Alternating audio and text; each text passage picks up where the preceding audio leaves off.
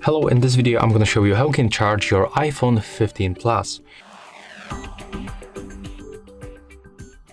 So we've got like two methods to charge this device. First, the wireless method with the wireless charger.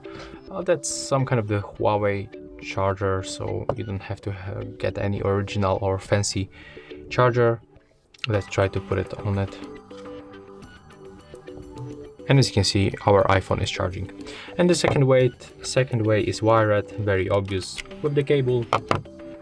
So here I have the cable from my Pixel 7 Pro, and as you can see, it's even a little bit broken, but let's try.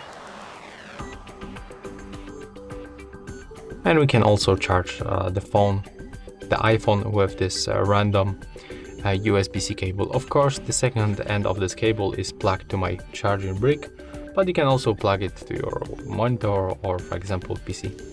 And yeah, that's all for this video. Hope you like it.